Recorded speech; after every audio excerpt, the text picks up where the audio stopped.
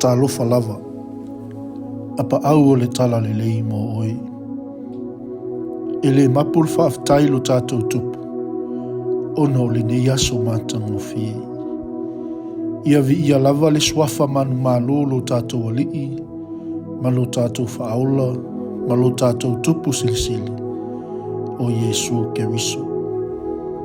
Yo vai, ua oule loto whaamawalunga. Ua le whaasiasia o mata.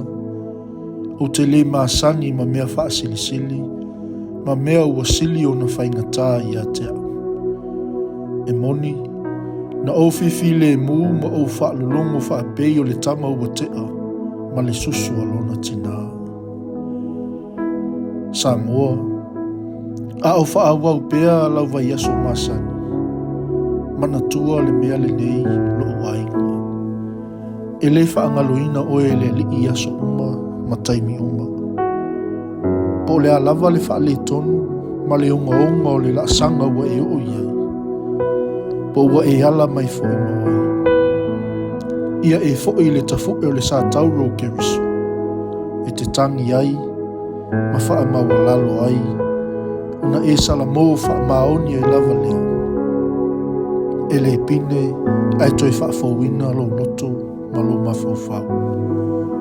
Whai maile wha manatua Paulo e le kalesia e Korinito. A wao le ti ngā e tusa i le atua, e tupu ai le salamo, e o ai le ola e le toi salamo ai. A o le ti ngā wha ali lalulangi, e tupu ai le oti. Le atua mamanai, ia e fisoso ani mai i la usava linga o le nei asu. Ia ave ese le wha amawalunga i a te au. Ma ava ese le whaasiasia mai i umata. Ma ia e tuina le file mu i lo loto. Ia leo ina i au i le nei asu. Fisoso ani mai le ali ie, i la asanga uma o le au savalia. Ono Yesu Keriso, wala to aila matou te talo. Amen.